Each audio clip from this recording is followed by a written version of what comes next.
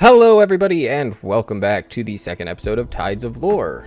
I am your host, Robert Silva, and today I'm joined by my good companion, Tim, as always. What's going on, Tim?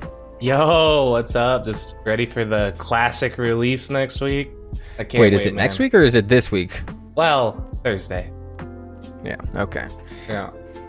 Coming soon. Regardless, yeah, that's what we're looking forward to today, and what you guys will be looking forward to. Oh my god. Tim? Hello? Would you like to tell us about our last episode? Oh, you almost forgot again. Yeah. I almost went... Okay, I guess I should preface this by... We recorded this episode, and our audio got lost. Whoa. It wasn't anyone's fault at all. It was nobody's fault. It was my fault. There is no guilt to be spread. My mic did not pick up the audio.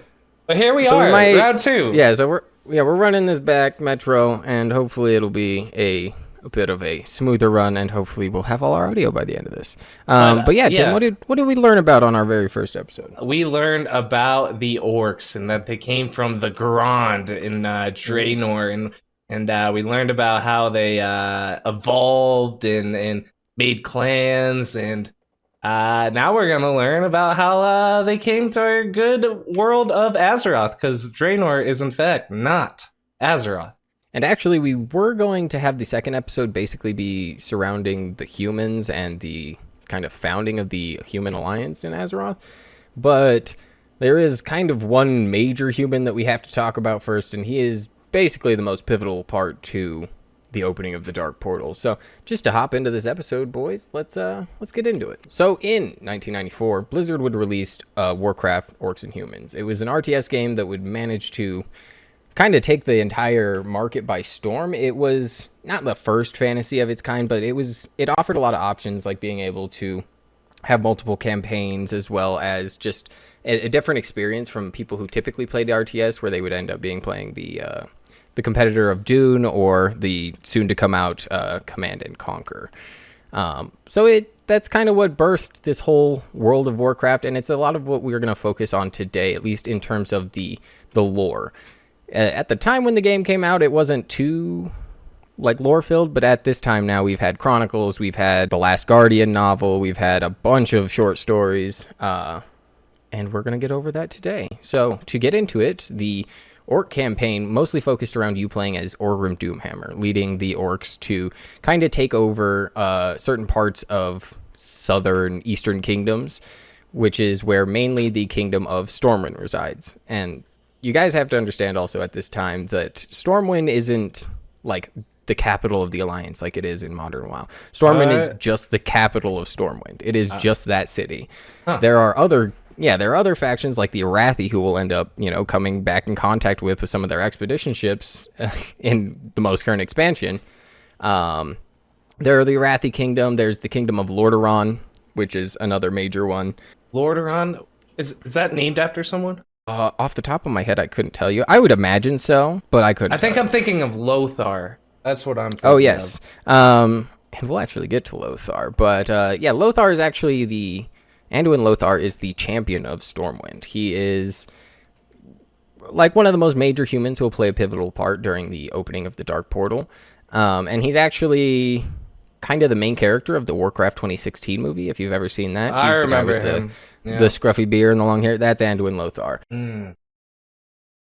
So, to talk about Anduin Lothar and the Kingdom of Stormwind, we do also have to talk about two other people. And that's King Lane and the destined to be Guardian Medivh. And Medivh is the character that we came here to mostly talk about today, because he is unquestionably the most pivotal part of opening the Dark Portal and getting the Orcs to Azeroth. Medivh is this, he's the Guardian, like I said before, but to give you an idea of what the Guardian is, there were this organization called the Council of Tearsfall, and they all decided at one point in time, a bunch of these super powerful mages that made up this organization decided to prepare us for better threats that are to come. We need to all dump our magic into one user. And eventually this kind of, this plan would come to fruition, and they would all supercharge one of their magi, and this person would become the first Guardian. Wait. This sounds so much like the dragons Didn't they do the same thing? The dragon soul. Yeah, they did the same exact thing. Yeah, so I guess you're right. But the very first of these champions would be called a Lodi. And I believe that this character has a brief cameo in the 2016 film. I should again mention that the 2016 film is technically not canon, though it does give us a real good insight to some of the secret, or not secrets, but some of the more intricate parts of the world of Azeroth. So yeah, and this line would continue on for a while. The Guardian powers would be passed down from one person to the next, and eventually it would come into the possession of a very powerful mage by the name of Aegwynn. And Aegwynn was kind of... It's hard for me to describe, but she's like really the Guardian when I look at the stories. Because the things that she does, at least on the power scale that she does it at, it seems like almost incomprehensible compared to some of these other, like even some of the most powerful mages that we've encountered, like Medivh. He's a reality warping kind of entity, but compared to Aegwynn, who I should specify is his mother, she would pass down her powers to her child in a kind of rebellion against the Council of Tirisfal. She was really not a fan of how everyone was constantly trying to take control of what she did, even though she was supposed to be like the Guardian, the biggest, most powerful of them all. My question is the 1-for-1 power, right? Because what are they called? They're called the Guardian. The Guardians, right? Yeah. Why isn't that power the same? Why isn't Khadgar and Aegwynn the same 1-for-1 power? Because in my mind, if you're passing down this power, right? Mm-hmm. Like My Hero Academia, yes. Passing down that power to Deku's gonna get fucking badass strong. He is strong now. But is he strong now? I guess it takes time. Exactly. I guess it takes time, huh? Well, and that's the thing, is that Aegwynn lives for 800 years. And by the time we see some of her like major feats, they don't give us like exact dates. You see this in the Last Guardian novel, but they mostly like talk about how she's ageless and how she almost until the end of her life, not even the end of her lifespan, because that's kind of questionable, but not even until like Medivh has taken over as Guardian and has become his own full-grown adult, do you even begin to see like a wane in her power.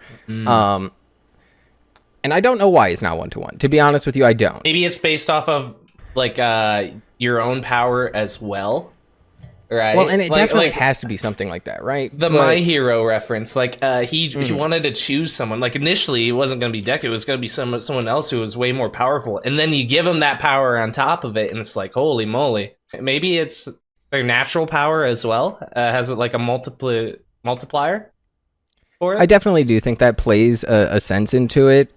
Even when it comes to Aegwynn, though, it's just so hard. It seems like she is kind of just written to be like an all-powerful, almost omnipotent character, because to give you an explanation of just some of the feats that I'll give you the biggest feat that she's done, and that's that she single-handedly fought Sargeras. If you do remember insane. Our last episode, we talked about how Sargeras was this super powerful, basically demon god with this army of demons that follow him.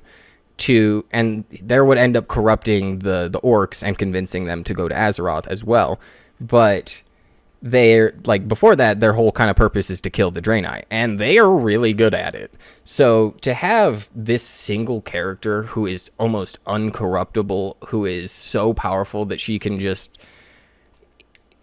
She doesn't kill Sargeras, and she only like banishes like his physical form from the realm of Azeroth. It's still pretty good. To do that, it's insane. It is so inconceptually powerful for what we are even used to in modern WoW. It's crazy because you can, even on your most max level WoW mage, you're never going to have a moment of feat where you single-handedly solo the raid boss, right?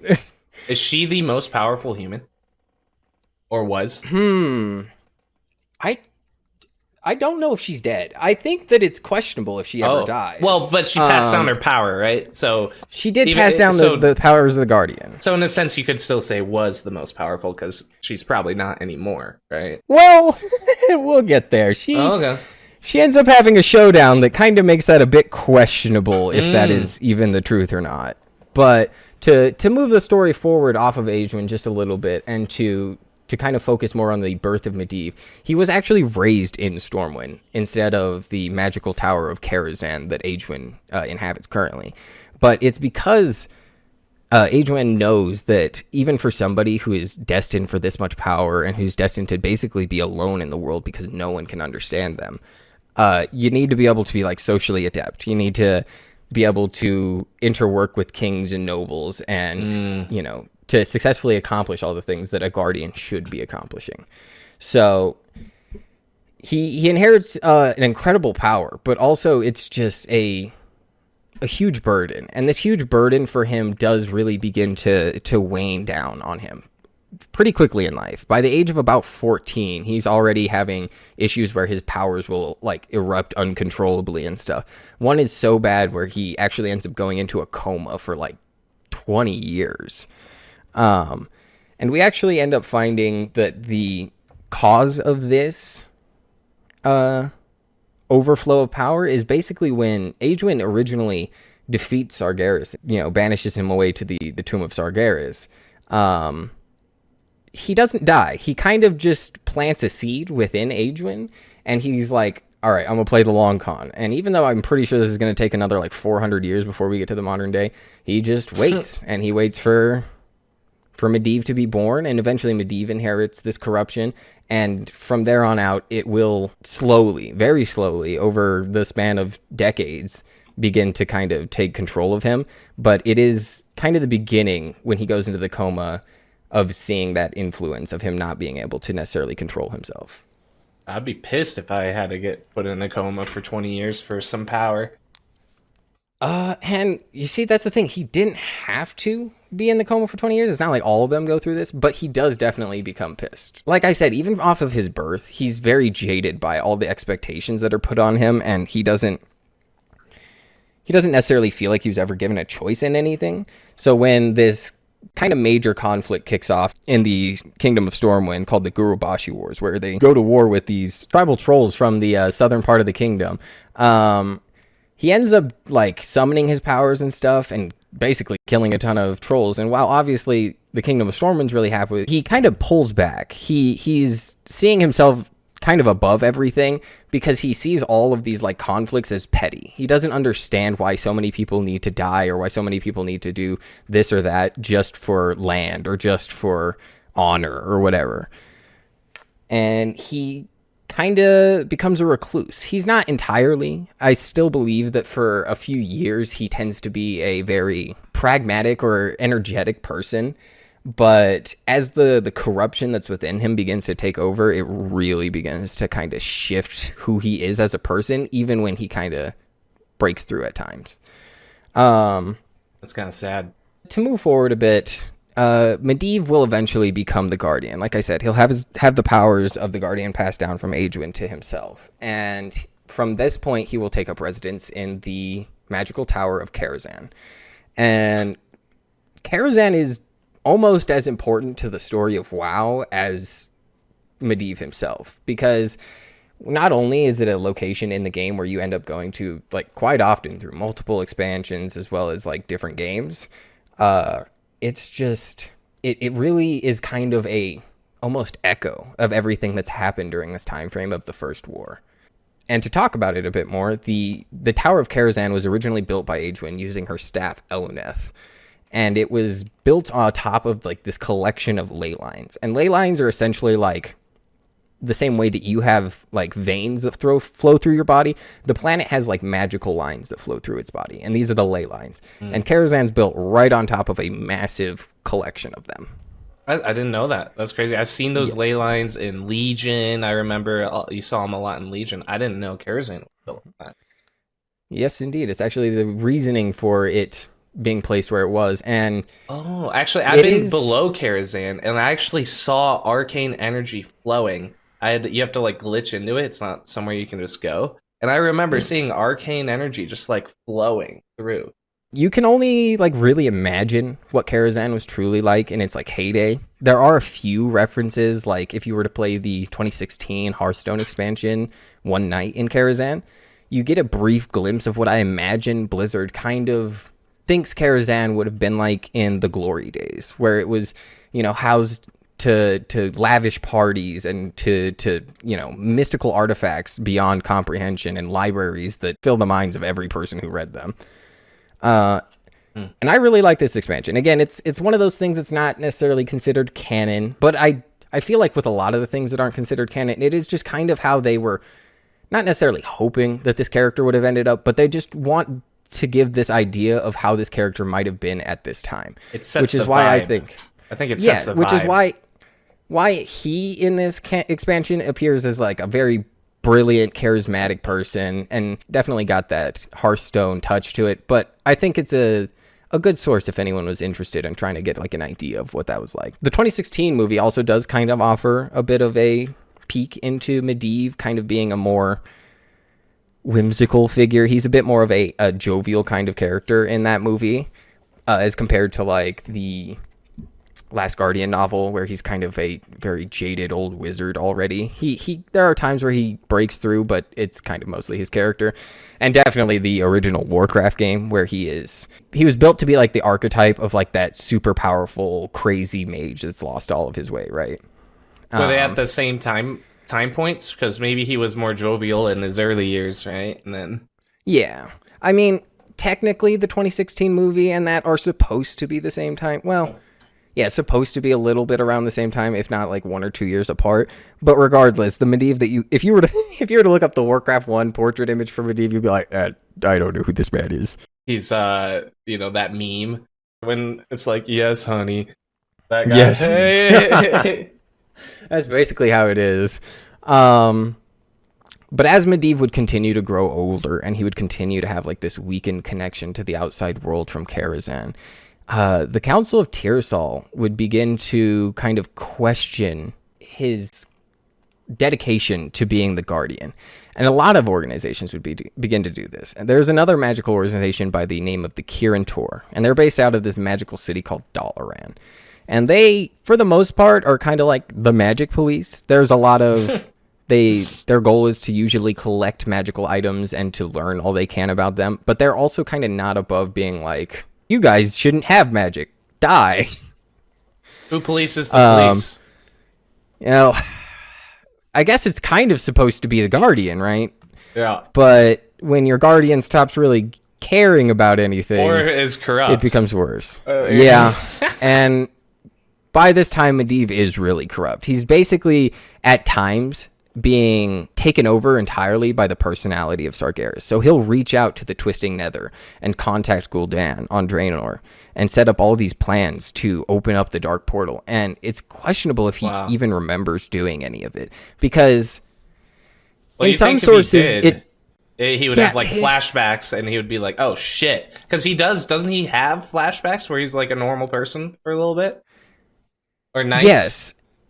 And I mean, he frequently, even up to the very moment that Sargeras completely takes control of him, has moments where he is like the Guardian. He is, the guy that is actually trying to protect Azeroth.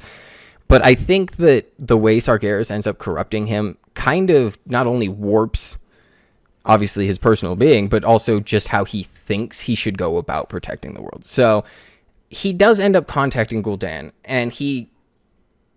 In the early novels, like The Last Guardian, it seems to indicate that he wants to summon the orcs to Azeroth with the intention of giving all of the races a enemy that is so like deadly. They need to all band together and prepare for it.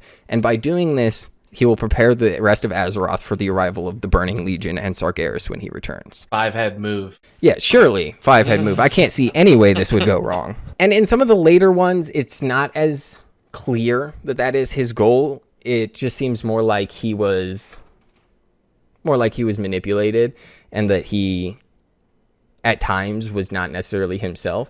But it's never something that's fully answered of where Medivh ends and where Sargeras begins to take over. But to quickly talk about what comes after contacting Gul'dan, obviously he speaks with Gul'dan. He tells him, we need you to build a massive portal on your planet and sacrifice a bunch of life to charge it through fel magic. And they do this by capturing all the Draenei they can find and all the remaining life that they can find on Draenor, like we spoke about. And eventually the Dark Portal is completed on their side. And at this time, Medivh goes to the Black Morass, which is, in modern day WoW, the Blasted Lands.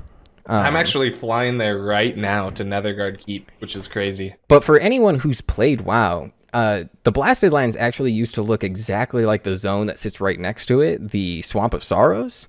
And they're all, like, when you see the Black Morass, like if you were to do the PvC dungeon where you enter Black Morass through the Caverns of Time, and your goal is to protect Medivh while he opens the Dark Portal, you can see the original Black Morass, where it was teeming with life and had a bunch of water and animals and living things there before the fell corruption begins to seep through the Dark Portal and turn it into the, red, barren desert land that looks exactly like the Hellfire Peninsula. You can see I'm in it right now. You can see the destroyed buildings. It's teeming with lightning energy or some sort of energy, like that's just like lightning strikes everywhere around the portal right now. It's very interesting. It's not really clear how Medivh opens this portal. It's not necessarily stated if there's like a portal already built there or if he just pulls the other portal from that like world to this one.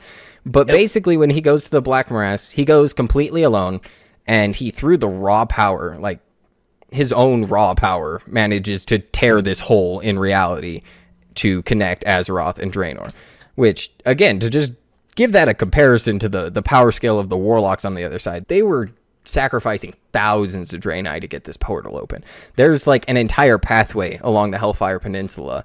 I believe it's called the Path of Glory. And it's just littered with skeletons. You're walking on bones, dude. Yeah. It's crazy. So to give you that comparison of the power scale, that is the Guardian compared to your average Warlock. Like, even his fell magic is just an insanely high level. It's also not necessarily clear when he opens the portal if like the land just kind of explodes. It looks like when you go to the Dark Portal, it definitely looks like the land around it has been like blasted away and it's all been basically hit by a bomb. Well, there's a lot of structures that are just like destroyed too. Like it looks like a wave of energy appeared and just blasted its way through. Hence the Blasted Lands. But also, I don't know, because in some of the stories, it seems to kind of indicate that the fell corruption just slowly turned it from this lush, swampy area to a, desolate area as it is now. Right. Like when you see the mage Khadgar arrive, and Khadgar is sent by the Kirin Tor, and they are mostly sending him to spy on Medivh. They frame it as they want him to be his apprentice, and Khadgar thinks that this is like the first apprentice that Medivh has ever really taken, because all they really know about him is that he's a recluse. So when Khadgar arrives at Medivh's tower, he meets with him, and Medivh's kind of hesitant.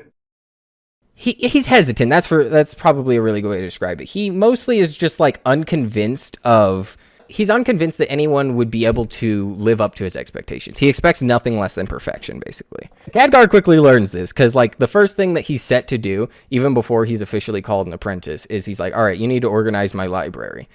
And this isn't just like, okay, put this book in this shelf in this organization. The Dewey Decimal System? Yeah, even though he does end up organizing them that way,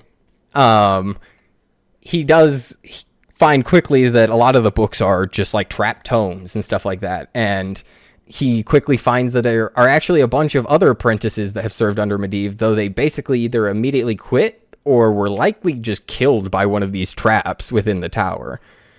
So he's kind of on edge, especially around Medivh. He knows that he's a very, very odd character. He never once stops to be like, he's weird. Like, he's very weird. But I guess if you had that much power, you would be weird too, right? Yeah. If you knew the things that he knew. So, and when one of the first things after that he does with Khadgar is he takes him to the Black Morass to see the Dark Portal.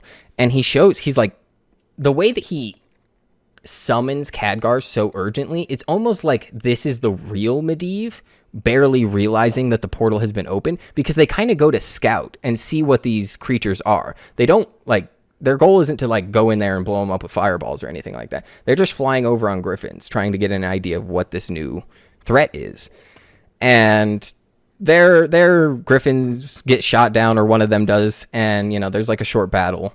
But that's when Anduin Lothar comes to rescue the two of them.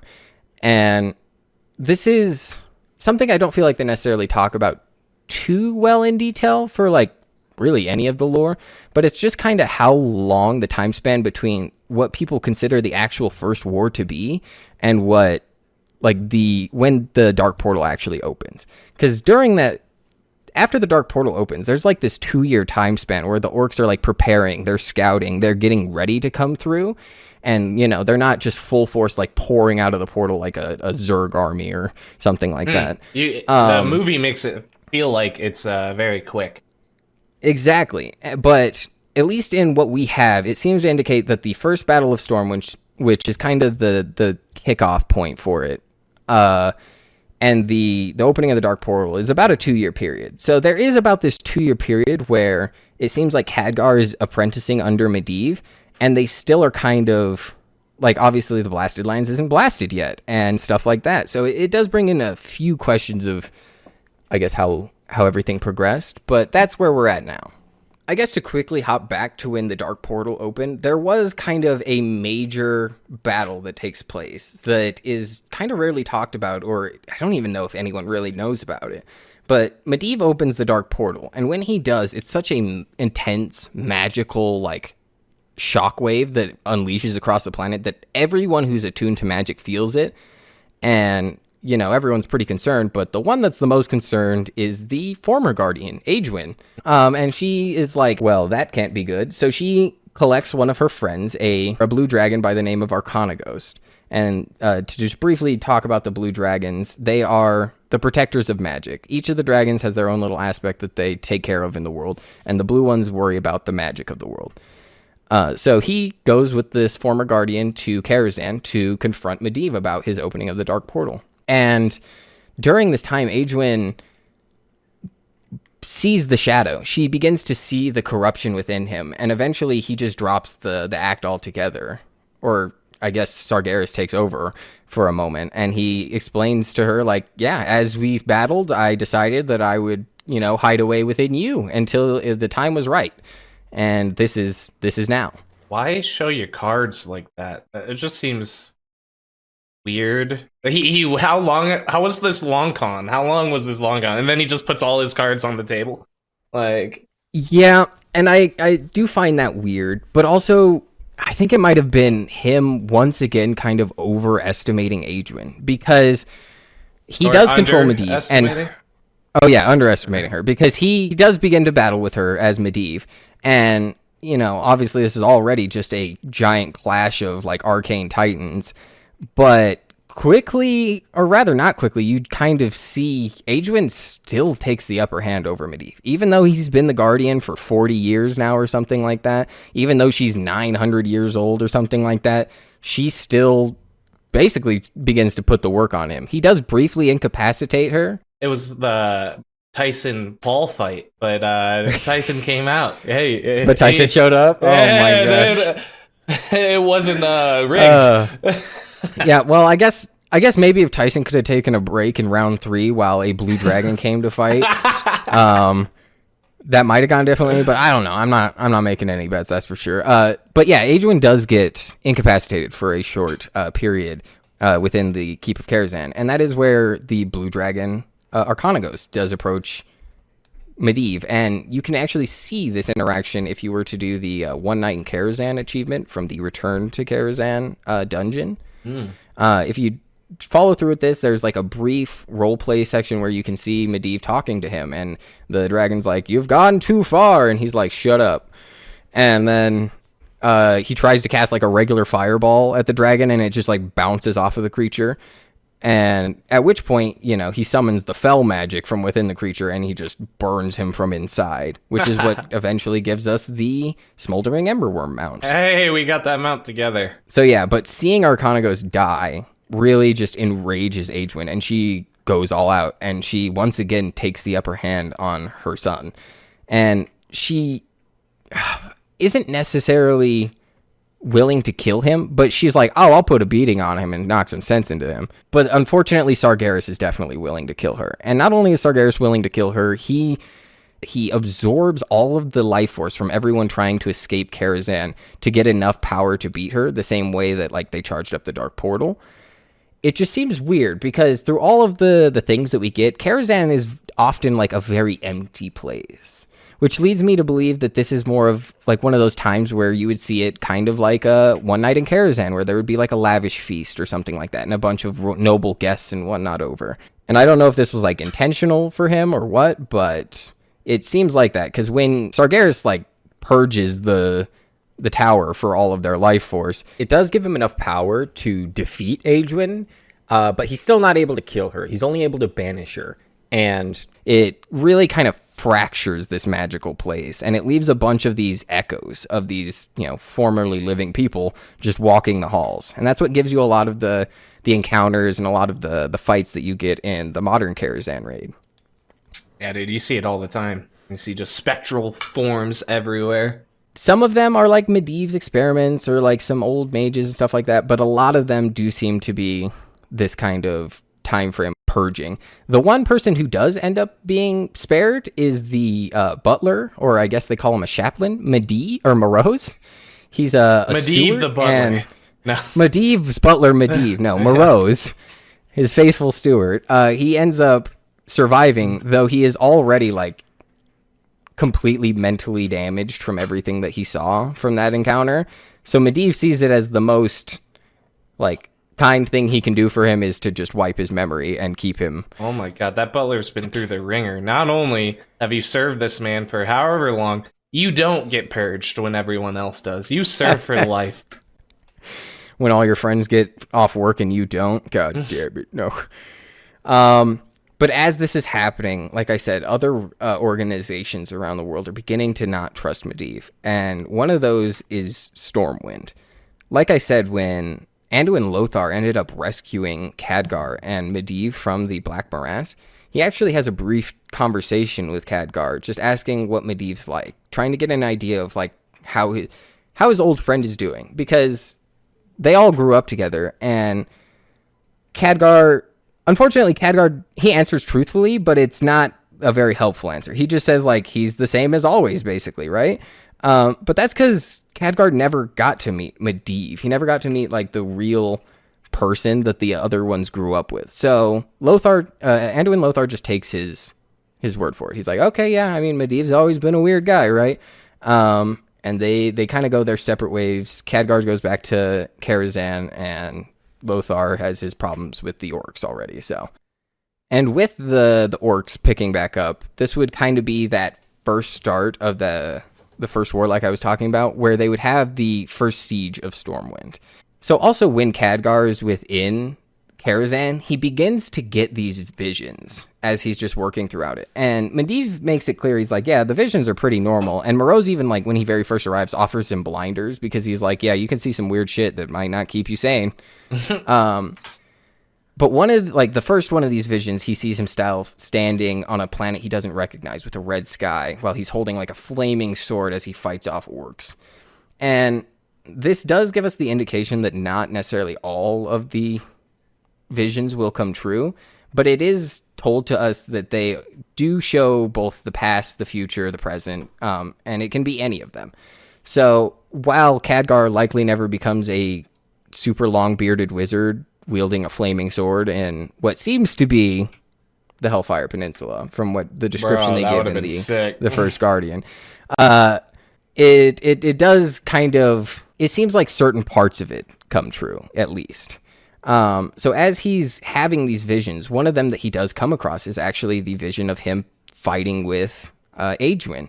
And it's not clear why Aegwynn and Medivh are fighting at the time, but basically what Khadgar hears is just like Aegwynn being like, oh, you're no son of mine, and Medivh like nearly bawling from it. Mm-hmm. This is when another character is introduced, Garona Half-Orcan. She is basically an emissary / assassin sent to work for Gul'dan, who's trying to get an idea of who this mysterious figure who is trying to get them to come to Azeroth is. And she quickly kind of falls under a double agent kind of trope. It's hard to describe, but she mostly doesn't have loyalty to anybody. She's a half orc. And that being the case, obviously, none of the orcs really respect someone who's not like a true orc as they see it. And the humans definitely don't trust any orcs because they're the enemy. So she's seen as kind of this perfect emissary to go between the Dark Portal of Azeroth and Gul'dan. Because she knows both languages somehow, right? I don't know how she knows No, English. They actually don't really talk too much about that, but also a lot of the orcs seem to know what I'm just going to call common, because that is what they typically call it in like fantasy realms. Like even when Khadgar is first in the Black Morass, there are like some of the warlocks, and they kind of speak a very broken form of common. So it seems like they do like at least study English or study common or something like that to a degree. But of course the humans don't study orc. No, why would we do that? They're invaders. No. So Khadgar and Garona, they begin kind of working together, trying to decipher who originally brought the orcs here, because they don't know. So they're trying to figure that out.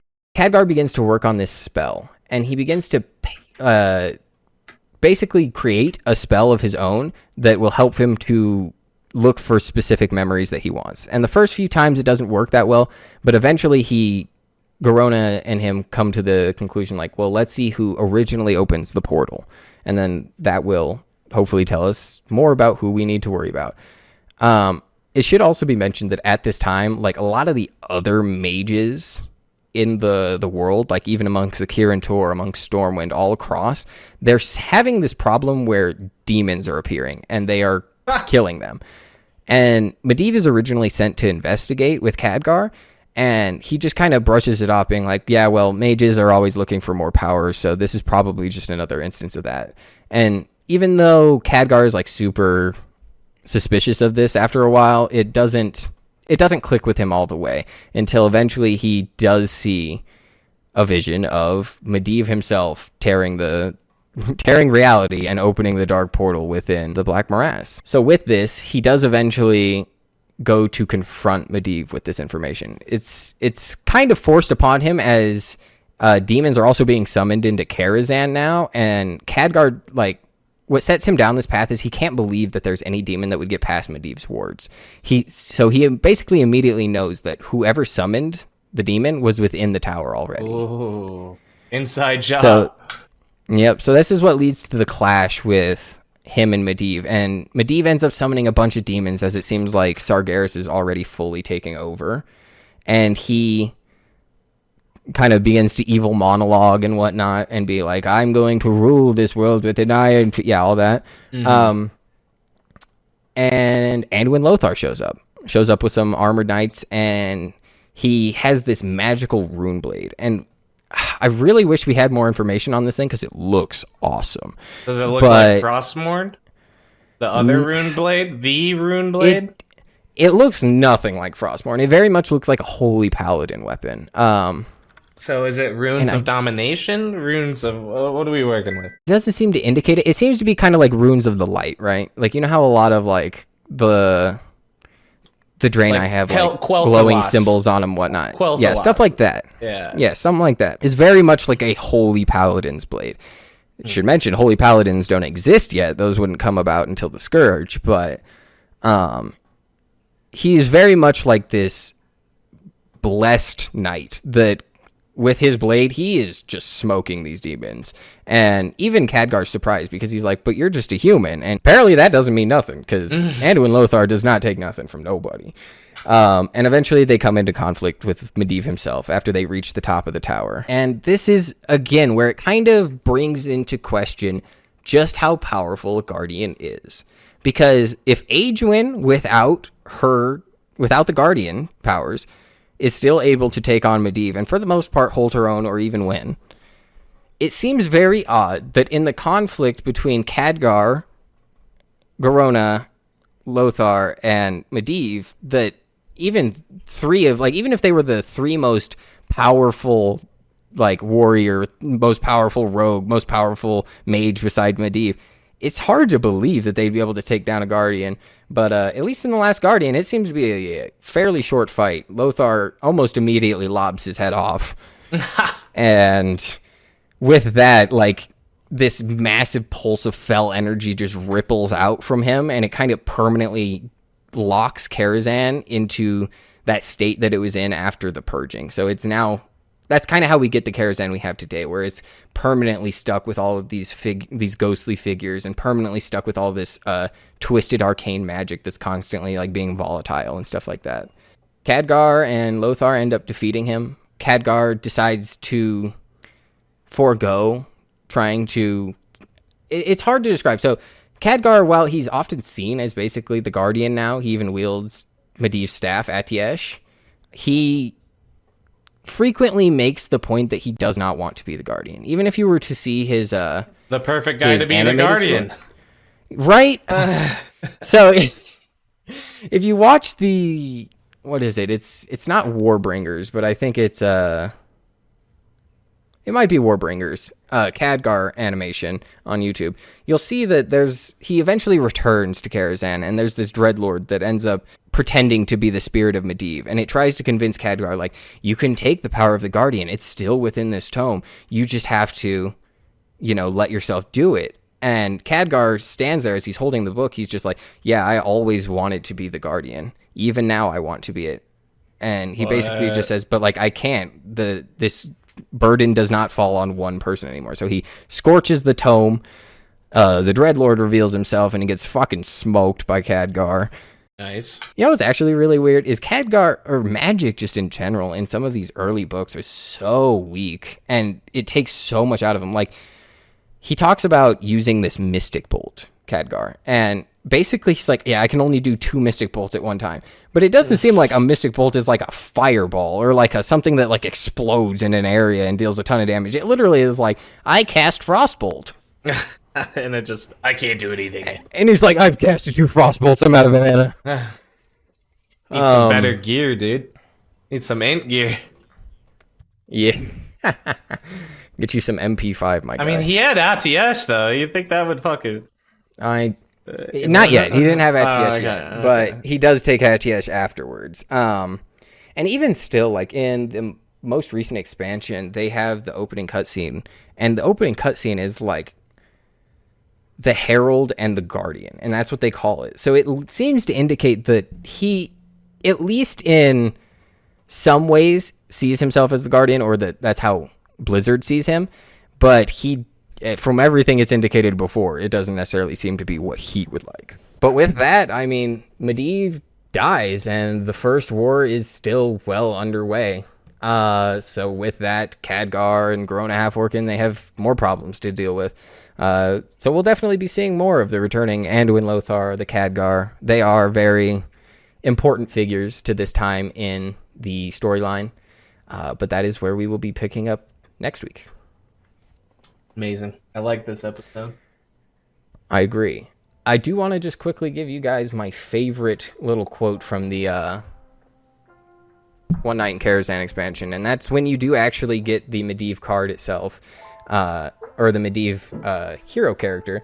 It gives you this little tagline. It just says, if the party's great now, just wait until he invites the orcs over. Thank you so much for making it to the end of this episode. Your guys' support truly means the world to us. If you're interested in hearing more, we have our full show on YouTube and Spotify, new episodes dropping every Tuesday. I also want to take this moment to give a special thank you to Fantasy Lo-Fi for providing the music for this episode. You can find them on YouTube at Fantasy Lo-Fi or on Spotify under Bits and Hits.